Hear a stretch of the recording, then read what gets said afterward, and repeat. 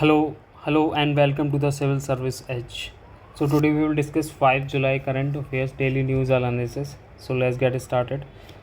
तो आज के हमारे टॉपिक है PM Modi hails 35 million diaspora as India's pride. Supreme Court to examine Tamil Nadu's plea against High Court University's law. India tells WTO it may levy retaliate tariff. ठीक है, ये वाला US का देखेंगे. निपा वायरस पे हम देखेंगे. Then US China use conflict between India and Pakistan alive as a live lab. फिर India has no position on Dalai Lama succession. ठीक है, CGI एश्योर्ड कम्प्लीटली ट्रांसपेरेंसी, इस पर भी बात करेंगे. India unveils aluminium copper vision division for 2047 जो हमारा गोल है.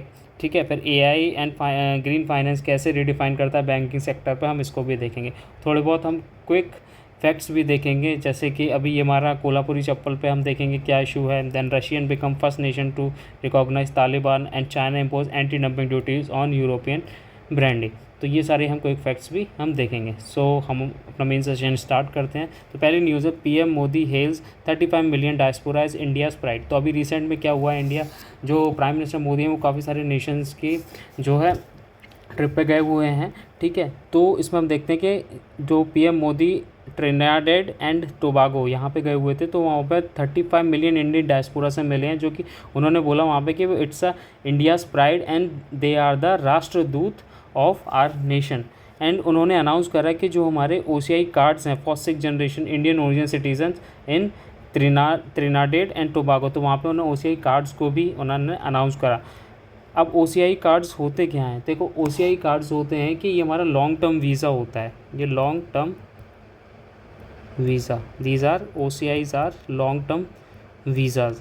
ठीक है, साथ ही साथ ये किसके लिए होते हैं? ये इंडियन ओरिजिन के लिए होते हैं जो फॉरेन सिटीजन्स होते हैं. ओके, अब ये इनको अलाउ क्या करता है OCI इनको अलाउ करता है कि वो वहाँ पे लिव कर सकते हैं, रह सकते हैं, वर्क कर सकते हैं और स्टडी कर सकते हैं. Okay, for ACI. फिर ये क्या और क्या ओन वहाँ पे ओन इंडिया में प्रॉपर्टी ओन कर सकते हैं, ओन प्रॉपर्टी इन इंडिया. ठीक है, लेकिन ये फार्म लैंड को एक्वायर नहीं कर सकते इंडिया में. ठीक है, फिर थर्ड ये क्या कर सकते हैं, ये ट्रैवल वीज़ा मिलता है मतलब ये इंडिया को ट्रैवल कर सकते हैं विदाउट वीज़ा. तो बेसिकली आप 3 ये मोटी मोटी कंडीशंस याद रखना कि OCI कार्ड जो फॉरेन सिटीजन्स होते हैं, ठीक है, इंडियन ओरिजिन के ही होते हैं, वो उनको लॉन्ग टर्म वीज़ा दिया जाता है. ठीक है, फिर साथ ही साथ वो इंडिया में रह सकते हैं, वर्क कर सकते हैं, स्टडी कर सकते हैं, प्रॉपर्टी ओन कर सकते हैं, वो फार्म लैंड ओन नहीं कर सकते, और travel without any visa in India. ठीक है, बट उनके 2 और राइट्स होते हैं जो कि इनको प्रोवाइड नहीं होते, जो इंडियन ओरिजिन के प्रोवाइड होते हैं. इंडिया के जो सिटीजन्स हैं उनको प्रोवाइड होता है. पहला तो इनको वोटिंग राइट कोई नहीं होता, no voting right.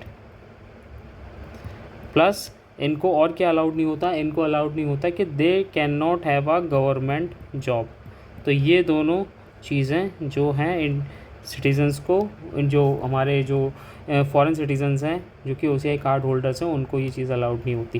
Then moving further फिर वहाँ पे और भी चीज़ें हाईलाइट होती है. स्ट्रॉन्ग टाइज विद गृहमाता community from Bihar and eastern UP. तो वहाँ पे गृहमाता कम्युनिटीज़ को जो हाईलाइट करा कि स्ट्रॉन्ग टाइज बना के रखें आज तक इंडिया और उसके, और हमारा जो गृहमितियाँ ट्राइब्स हैं जो बिहार से और ईस्टर्न यूपी से जो वहाँ पे गई थी during British era.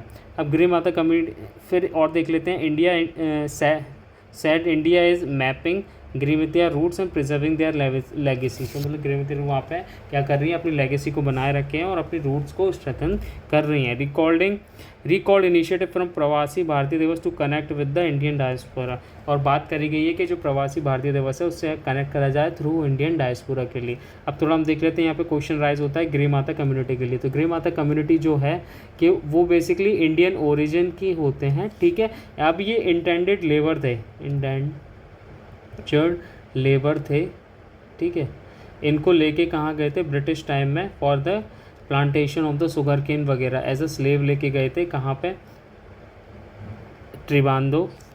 Trinidad Tobago, sorry for the pronunciation, Trinidad Tobago. Okay, and कहाँ ले गए थे, फिजी लेके गए थे, तो मॉरिशस लेके गए थे, इन सबको यहाँ पे लेके गए थे उस टाइम पे, कौन, ब्रिटिशर्स लेके गए थे। एंड बेसिकली यहाँ पे गिरी माता कम्युनिटी बेसिकली बिहार के और यूपी के लोग इसमें इंक्लूड होते हैं जो कि भोजपुरी बोलते थे। And they work on a sugar cane and other plantations under harsh conditions. तो वहाँ पे जितनी भी कंडीशंस थी, बहुत ही हर्श कंडीशंस थी, वहाँ पे ये लोग रहते थे, एज अ स्लेव लेके गए थे। Okay, so this is all about PM Modi की ट्रिप के बारे में। Then moving on our second topic, this SC to examine TN plea against high court stay on universities law. तो अभी क्या हुआ है कि जो सुप्रीम कोर्ट ने एग्जामिन करने के लिए तमिलनाडु की प्ली के अगेंस्ट हाई कोर्ट पे यूनिवर्सिटी लॉ पे क्या करा है, इन्होंने अभी रिसेंटली क्या करा है, स्टे लगा दिया है। अच्छा, इसमें एक चीज़ और रह गई थी हमारी यहाँ पे कि ये बेसिकली ये यहाँ पे आइलैंड है साउथ अमेरिका के ऊपर, कैरेबियंस आइलैंड में माना जाता है, देखा जा सकता है, आप इसको यहाँ पे देख सकते हो। साथ ही साथ ये यहाँ की जो त्रिवेणांत है, ठीक है, वहाँ पे क्या है, basically oil gas and petrochemical industries आपको देखने को मिलेंगी। वहाँ के जो ports of Spain, capital city ports of Spain बोला जाता है वहाँ की कैपिटल को, ठीक है, तो ये सारी चीज़ें वहाँ पे आपको देखने मिलेंगी।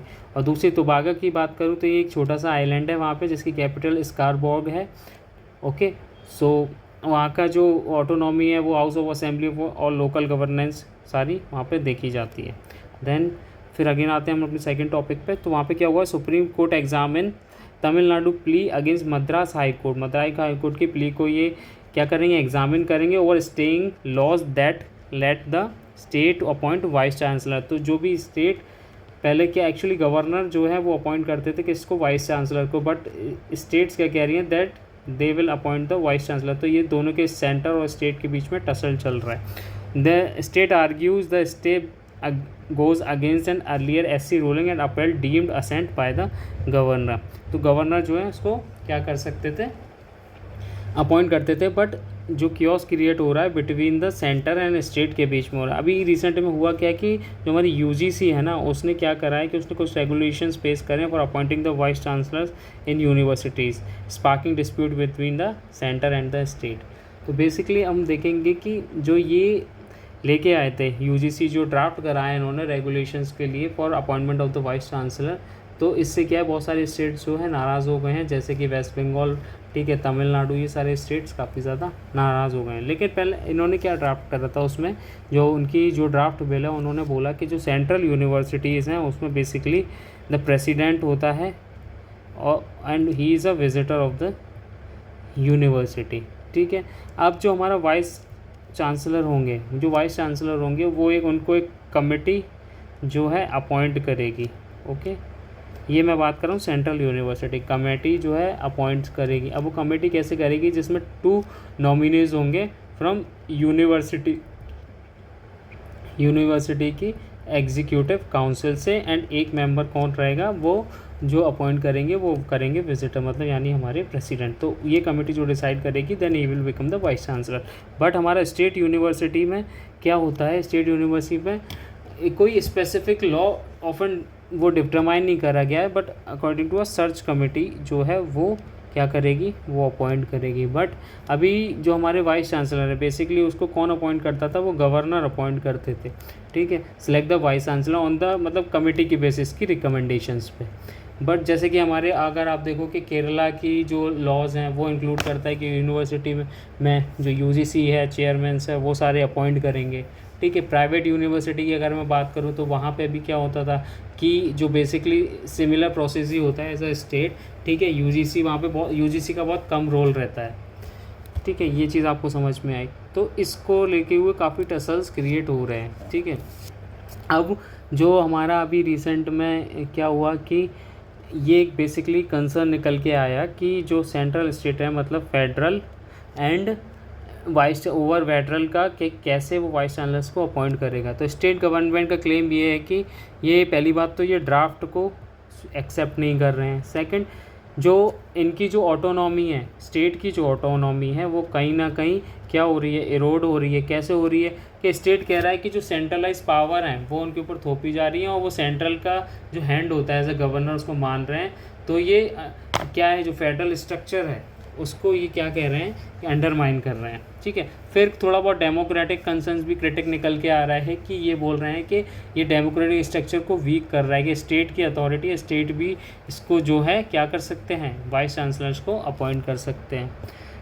फिर बेसिकली हमारे जो मतलब जो ये इन्होंने जो यूजीसी का हमारा जो इन्होंने ड्राफ्ट करा हुआ है, उसको भी जो केरला गवर्नमेंट बोला है कि this is an anti federal policy जो ये लोग लेके आ रहे हैं, और स्टेट के जो राइट्स हैं उनको क्या कर रहे हैं, उनको ओवर रीच कर रहे हैं। ओके, ओवर रीच कर रहे हैं।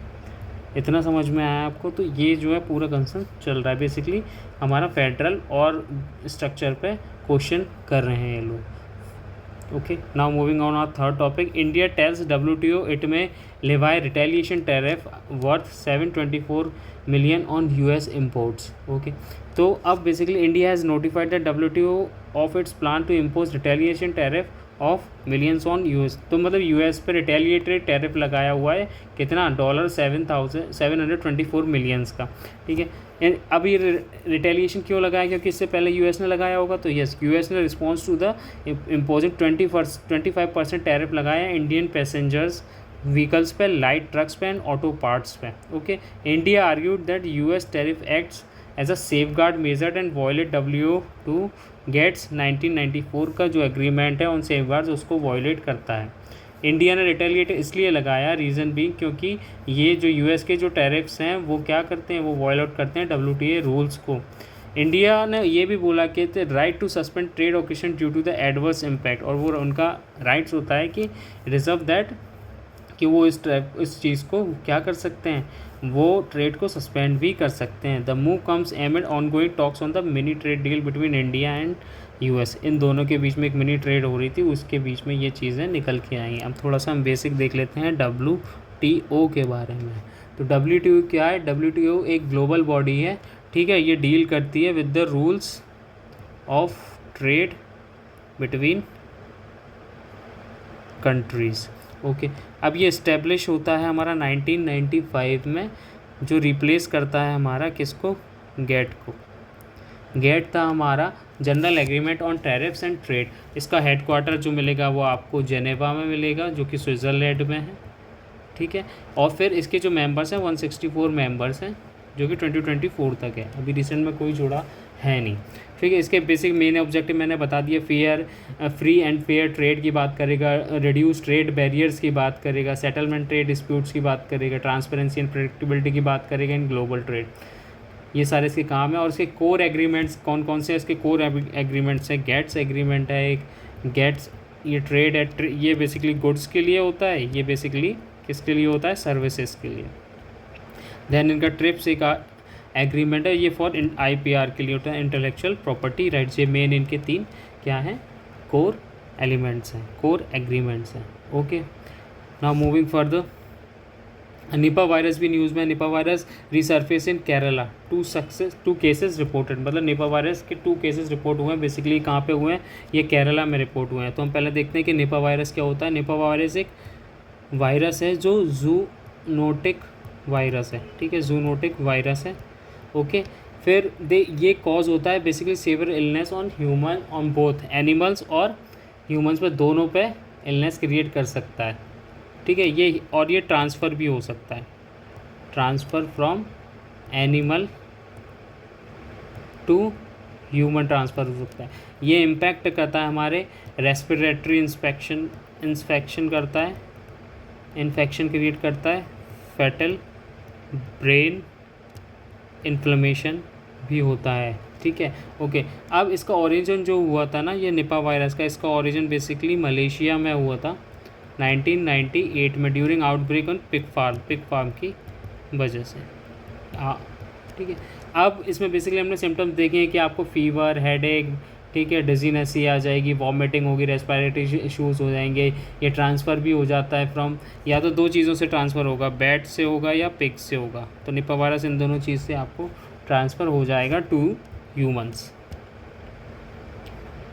वायरस की खास बात होती है कि जब तक ये लिविंग एंड नॉन लिविंग के बीच की कंडीशन है, ठीक है। अगर नॉन लिविंग है तो ये लिविंग पे आएगा, तो ये बेसिकली एक्टिवेट हो जाएगा and it use to harm the humans और एनिमल्स टू, ठीक है। प्लस ह्यूमन टू ह्यूमन भी ट्रांसफ़र ये हो सकता है। ओके, सो यही केसेस निकल के आए हैं निपा वायरस के, कहाँ पे, केरला में। और ठीक है, इसको कंफर्म करा है हमारे NIV प्यूना में। अब यहाँ पे क्या करा गया है कि यहाँ पे कुछ डिस्ट्रिक्ट में अलर्ट करा गया है, जैसे पलक्कड़, मल्लापुरम, कोझिकोड में, बिकॉज देर आर 345 पीपल जो इससे कॉन्टैक्ट में आ चुके हैं। ओके, निपा वायरस को मैंने बता ही चुका, ये एक जूनोटिक वायरस है। ये एनिमल टू ह्यूमन ट्रांसफ़र हो सकता है, बेसिकली पिग या बैट से, that can be cause severe illness in both animals and human, including acute respiratory infection and fatal brain inflammation. ये चीज़ें, ये जो क्या है, इम्पैक्ट करता है। ऐसे डिजीनेस, आपको रेस्पिरेटरी इन्फेक्शन हो जाएगा, साथ ही साथ आपको वॉमिटिंग वाला लगेगा। तो ये सारी चीज़ें इसके जो है वो सिम्टम्स हैं।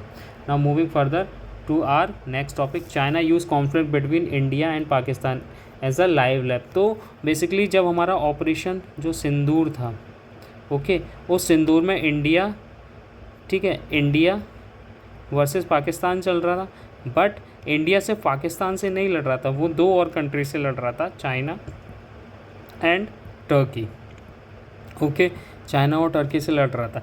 बट अब देखा जाए तो इंडिया से पाकिस्तान से नहीं, 3 कंट्री से लड़ रहा था। कैसे लड़ रहा था कि पाकिस्तान इज़ सप्लाइंग, क्या कर रहा था, Pakistan is supplying from last 5 years come from China. जो मिलिट्री हार्डवेयर्स थे वो चाइना जो है पाकिस्तान को सप्लाई कर रहा था। ये देखा गया कि 81% of the Pakistan military hardwares were supplied to China from the 5 years। And Turkey ने भी इनकी सपोर्ट रोल प्ले करा इन द, जो हमारे ये defence system, air defence system भेज रहे थे, specially drone, swarm and future threat to civilians also. ये सारी चीज़ें क्या कर रहे थे, चाइना इनको सपोर्ट कर रहा था। Okay, so this is basically strategy called by China is called 36 stratagems, ठीक है, that means kills with a borrowed knife।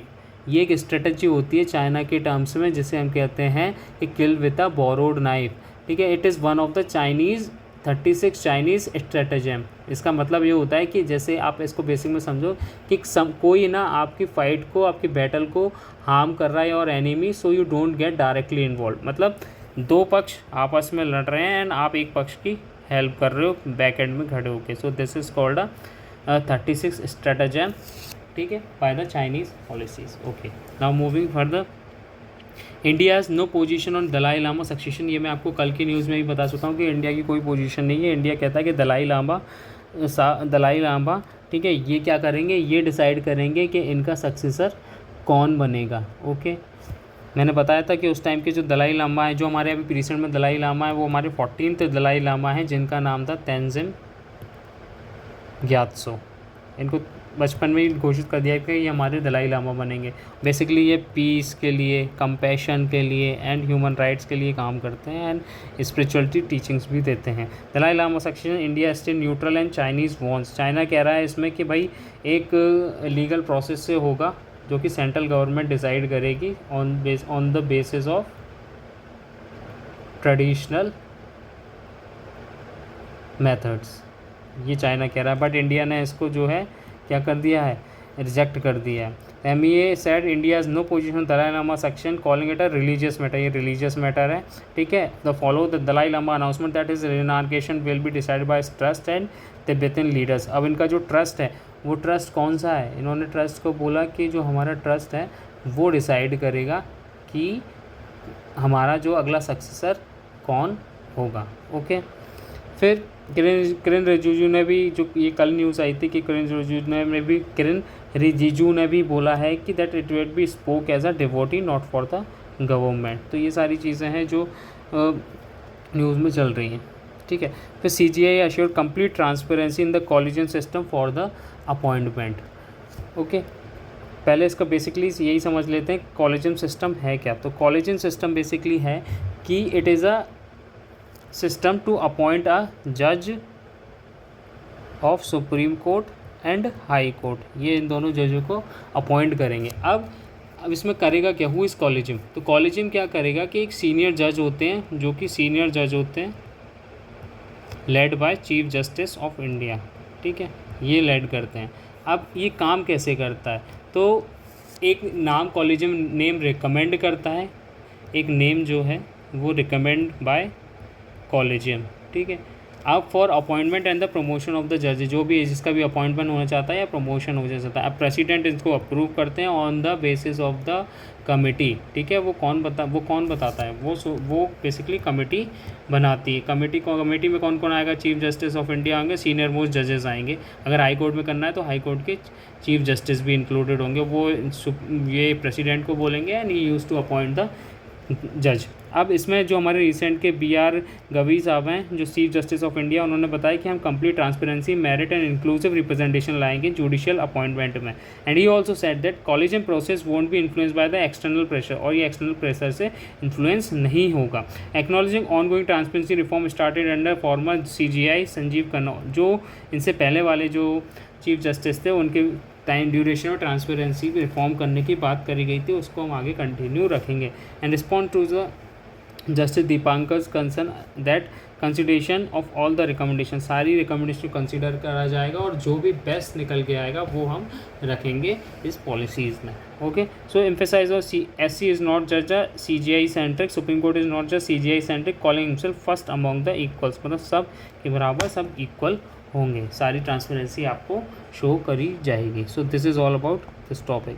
फिर नेक्स्ट टॉपिक है हमारा, India will not ink a trade deal based on the deadline, India not rushing trade deal with the US, ऐसा हमारे पीयूष गोयल साहब ने बोला है। India will not sign any trade deal based on the deadline says, कौन, पीयूष गोयल ने बोला है। The proposed US trade deal with except only if it fully finalise and national interest, तो मतलब ऐसी कोई रश में कोई भी जो है डील वो साइन नहीं करी जाएगी अनटिल एंड अनलेस उसको पूरी तरह फाइनलाइज नहीं कर दिया जाए और साथ ही साथ हमारे नेशनल इंटरेस्ट में नहीं रहे। इंडिया ने निगोशिएट करा है FTA के बारे में with the EU, European Union, New Zealand, Oman, Chile and Peru से भी इनके नेगोशिएशंस चल रहे हैं। Emphasise that FTA must be mutually benefited and win win situation, मतलब दोनों को बेनिफिट होना चाहिए, दोनों कंट्रीज़ को बेनिफिट होना चाहिए, ना कि ओनली सिर्फ इंडिविजुअल को। No current plans for Goyal to visit Washington, ये ऐसा इस न्यूज़ में बोला गया है। अब इसमें बेसिकली हम सबसे पहले जानते हैं कि हमारा जो FTA होता क्या है। तो FTA is basically a free trade agreement, ये FTA फ्री ट्रेड एग्रीमेंट में बेसिकली क्या होता है कि 2 कंट्रीज़ होती हैं, ये क्या करती हैं, ये ट्रेड बैरियर्स को क्या करती हैं, एलिमिनेट करती हैं सच एस, जैसे ट्रेड बैरियर्स कौन से हो गए, जैसे जो टैरिफ्स लग रहे हैं इम्पोर्ट ड्यूटीज़ पर, जो भी कोटा सिस्टम है, जो भी हमारा रिस्ट्रिक्शंस हैं गुड्स पर, उसमें ये क्या करती हैं, एग्रीमेंट करती है, free trade agreement, and trade barriers को एलिमिनेट करती है। मतलब इसमें टैरिफ की बात रहती है, या तो ज़ीरो रहेगा या बहुत ही मिनिमम रहेगा। ठीक है, मार्केट एक्सेस आपको दोनों कंट्री का मिलता है, और एक बेसिकली रूल ऑफ ओरिजिन होता है जो प्रिवेंट करता है कि जो भी नॉन मेंबर्स हैं उनको भी क्या करा जाए, वो प्रिवेंट करा जाए फ्रॉम हार्मिंग द आर जो भी हमारे ट्रेड डील्स हैं। ओके, बेसिकली हम कह सकते हैं इसको कि हमारे प्रमोट करता है ट्रेड को चीपर एंड ईजियर, ये हमारी इकोनॉमी को भी बूस्ट करता है, साथ ही साथ ये एंकरेज करता है फॉरेन इन्वेस्टमेंट एंड कॉम्पिटिटिवनेस, तो इससे क्या होगा, बेहतर होगा। फॉर जैसे हमारे फ्री ट्रेड एग्रीमेंट्स है विद इंडिया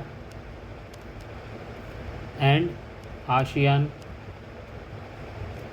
फिर हमारा फ्री ट्रेड एग्रीमेंट है इंडिया विथ UAE, और भी हमारा है नाफ्टा है जो कि अभी रिप्लेस हो गया है बात उसमें का।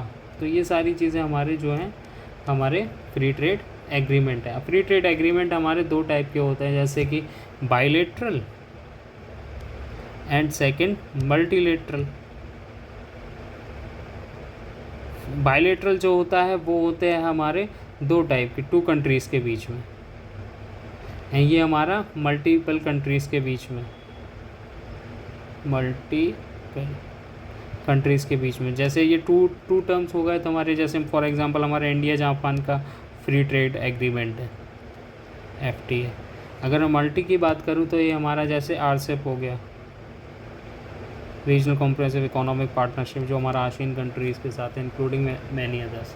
Okay, so this is all about the this topic. फिर India unveils aluminium copper vision document. अब ये बेसिकली किस लिए करा गया है कि जो हमारा विकसित भारत का गोल है 2047 गोल है विकसित भारत के लिए, उसमें ये 2 विजन्स निकाले गए हैं, vision document for aluminium and copper. Aluminium बात करिए कि हम जो स्किल प्रोडक्शन है 6 टाइम्स बढ़ा देंगे बाय 2047, और एक्सपेंड हमारी बॉक्साइट की capacity by 150 MTPA। MTPA is a million tons per annum, ठीक है, ये हमारी डबल साइकिल कर देंगे एट द टाइम। टोलो highlights aluminium role in clean energy EV and infrastructure, ये इसमें हमारी हेल्प करेंगे। फिर कॉपर विजन में ये बोला गया कि 6 टाइम राइज हम कर देंगे किसके लिए, कॉपर का प्रोडक्शन। साथ ही साथ हमारा टारगेट रख रहे हैं कि 5 MTPA refining smelting in capacity by 2030, मतलब 5 MTPA जो है रिफाइनिंग और स्मेल्टिंग इसकी कैपेसिटी को 2030 तक बढ़ा देंगे। तो बेसिकली ये हमारा विकसित भारत के लिए बात करी गई। आप स्लाइड रोक के इसको एक बार पढ़ लेना। Then topic another topic is AI and green finance at redefining banking sectors. ये हमारे एक्स RBI गवर्नर ने बोला है। क्या बोला है इन्होंने, AI will enhance digital infrastructure, improve rural financial inclusion and boost efficiency in banking. तो ये हमारा AI सपोर्ट करेगा। ग्रीन फाइनेंशियल भी crucial as climate risk cost इतना से इतना हमारा बाय GDP। तो ये हमारी क्या करेगा, खुद इंडिया की जो 3 से 10% GDP का बाय 2100 तक हमारा लगेगा, और हमारे क्लाइमेट रिस्क उसको जो है क्या करेगा, डिक्रीज़ करेगा। फिर कुछ हमारे कमेंडेड जो हमारे इनिशिएटिव्स है, green hydrogen mission, national solar mission, sovereign green bond, तो ये सारे हमारे बॉन्ड जो है इसमें हेल्प कर रहे हैं कि इसमें फाइनेंशियल इंक्लूजन और हमारी बैंकिंग को रीशेप और रिफॉर्म करने के लिए। RBI ने कहा है कि RBI efforts like promoting green loans, climate risk disclosures and green deposits, ये सारी हमारी प्रेस करेंगे। Then emphasise on tackling systematic challenge in digital finance, तो इसमें भी क्या कर रहे हैं ये लोग, इम्प्रूव कर रहे हैं। तो बेसिकली इसलिए है कि जो हमारी एफिशिएंसी को बूस्ट करेंगे, boost in efficiency and automated services कौन करेगा, ये AI करेगा। और ग्रीन फाइनेंस हमारी मदद करेगा किस में, इको फ्रेंडली प्रोजेक्ट्स में। तो this is all about for this news. ये हमारी कौन करेगा, बैंकिंग को रिफॉर्म करने के लिए। ओके, नाउ थोड़ा बहुत क्विक फैक्ट्स हैं, ठीक है, जैसे कि 3 PIL फाइल करी गई protection of Kolhapuri chappal from Prada's allegation of copying, ठीक है। PIL has been filed in Bombay high court to protect GI rights on किसके लिए, कोल्हापुरी चप्पल्स के लिए। Challenge Prada spring and summer 2026 collection with feature toe ring sandal resembles Kolhapuris, मतलब कोल्हापुरीज अपने नाम से प्राडा अपने नाम से कोल्हापुरी चप्पल को बेच रहा है, और ये बोल रहा है कि these are own product, but इसके लिए PIL फाइल करी गई है in Bombay high court to protect the जो कोल्हापुरी चप्पल का GI टैग है। तो PI accused cultural appropriation, commercial exploitation by the global fashion brands. और फिर उन्होंने क्या बोला, respondent include Prada group Italy, Prada India and various mass government bodies include in the GI protection. तो काफ़ी सारी इसमें लोग लगे हुए हैं for the protection of the GI of Kolhapuri chappal. Then China impose anti dumping duties on European branding. अब anti dumping duty क्या होती है, ये वो ड्यूटी होती है कि a tax on import goods when they are sold cheaper their normal price, often to protect local industry from unfair protection. For example A country है चाइना एंड B कंपनी है इंडिया, तो अगर A में कोई भी product जैसे 10 रुपये का बन रहा है, ठीक है, और इंडिया में अगर नॉर्मल में क्या होता है कि 10 रुपये का बढ़ रहा है, इंडिया में ये टैक्स वगैरह लगा के ये 12 रुपये का हो जाता है। बट ये क्या कर रहे हैं, जो 10 रुपये का प्रोडक्ट है इसको इतने इतनी सब्सिडी देते हैं, 8 रुपये का पड़ता है, यही प्रोडक्ट फिर यहाँ पे आके 10 रुपये का पड़ रहा है। तो इससे क्या होता है, जो इंडिया का मार्केट है उसमें वही चीज़ 12 की मिल रही होती है या 15 रुपये की मिल रही होती है, तो वो चीप मिलता है। तो इस चक्के से क्या होता है, जो हमारे जो इंडिया के जो मैन्युफैक्चरर्स हैं उनको लॉस होना चालू हो जाता है। इसलिए ये इनफेयर टेक्निक है, ठीक है, इस वजह से ये क्या है, एंटी डंपिंग ड्यूटी लगाते हैं। तो फिर जैसे मैं बताऊं, if China sells steels in India at ₹20 but 40 in China, India में add a 40 anti dumping duty to stop the cheaper dumping and protection India's steel market, ठीक है, यही चीज़ यहाँ लिखी गई है। देन मूविंग फर्दर, फिर हमारा कोई fact, Russia become first country to recognise Taliban government.